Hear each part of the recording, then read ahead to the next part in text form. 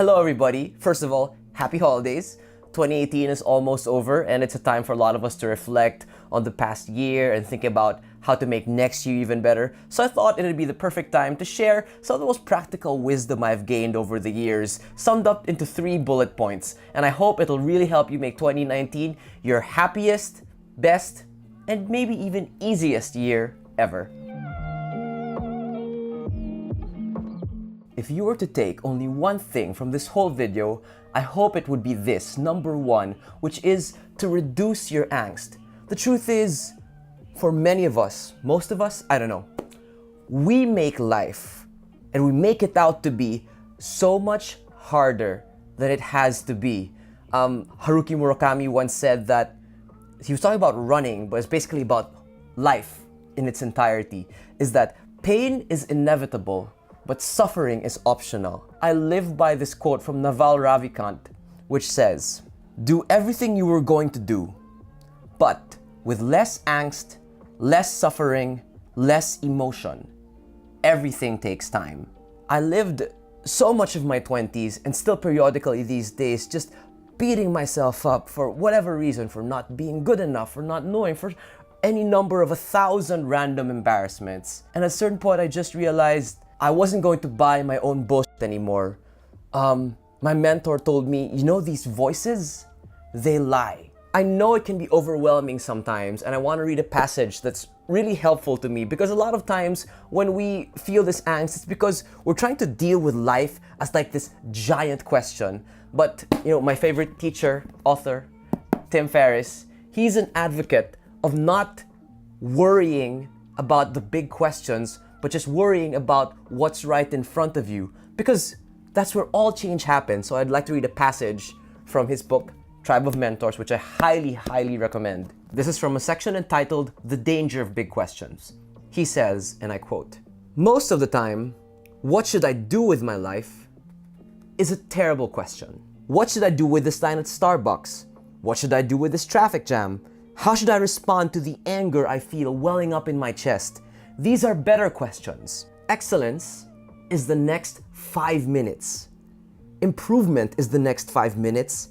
Happiness is the next 5 minutes." This doesn't mean you ignore planning. I encourage you to make huge, ambitious plans. Just remember that the big beyond belief things are accomplished when you deconstruct them into the smallest possible pieces and focus on each moment of impact one at a time. I've had a life full of doubts, mostly for no good reason. Broadly speaking, as good as it feels to have a plan, it's even more freeing to realize that nearly no misstep can destroy you. This gives you the courage to improvise and experiment.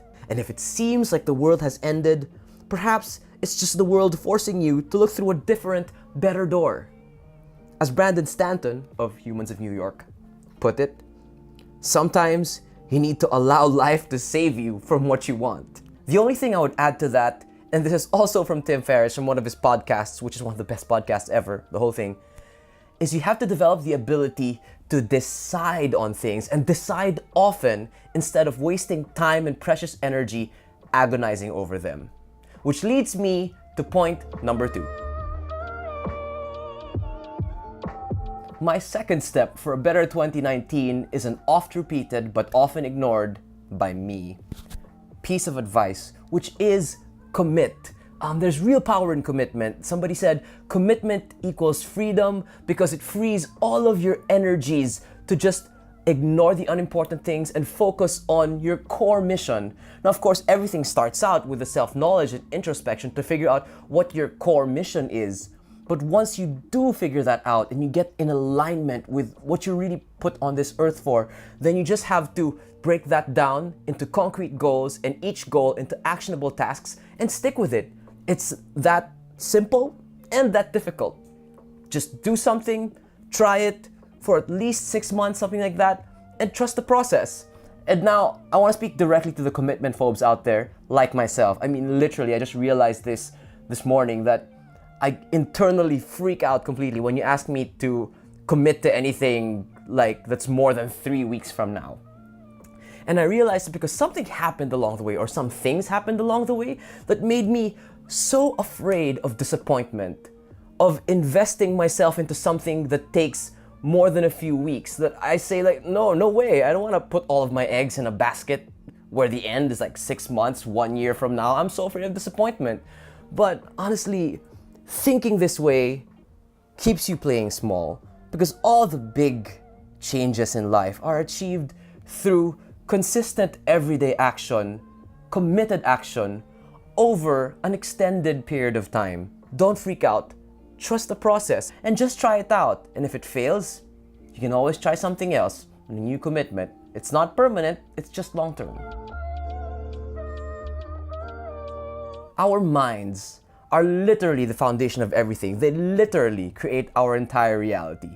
And so if we don't rein in our natural instinctive human proclivities, we will never break through a certain threshold of success, happiness, etc. Because honestly, our minds aren't wired to make us happy. They're wired to make us survive in a world that's radically different from the one we evolved in. And so one of the main ways our minds hold us back is that our minds keep us seeking short-term pleasure and avoiding short-term pain, when all great achievement in life is created by a long-term commitment, by thinking of long-term gain even at the expense of short-term pleasure. And so Tony Robbins says we grossly underestimate the weight of our short-term pleasure versus the long-term pain of never changing. You know, whether it's something to do with your career, your diet, just your mental state, we all just want to seek the path of least resistance, when in fact the path of least resistance is almost always the path to failure, or at least mediocrity. Jerzy Gregorek says that easy decisions, hard life. Hard decisions, easy life. And the final thing I want to touch on in terms of developing your mental discipline is this, is that you won't always have someone to get your affirmation, your emotional validation from. Even the person that loves you the most is not going to fully understand you 100% of the time, especially if you're working on something long-term, challenging, that's not showing any signs of anything positive at the moment. It's just the nature of the beast. So you have to learn to get independent of other people's approval or affirmation. This is just developing a resilient mindset, and not just a resilient mindset, but a joyful and grateful mindset. Because the process, as Ryan Holiday says, is all we're entitled to. Which is just another way of saying is that the present is all we have. And if we don't embrace and enjoy the process, then we're not enjoying our lives. Teaching yourself to focus on the present, to realize that you have enough and that you are strong enough to get through anything, that will keep you happy no matter what. And that's it for today, guys. I hope this was helpful to you. And from the bottom of my heart, I wish you the happiest, best new year of your life. I wish you the big changes, the success and the love you deserve, that you will remain joyful and grateful, because honestly, doing the opposite achieves nothing. Happy New Year, guys. Let me know what you think in the comments. Share with me all of your stories, and I will catch you next time.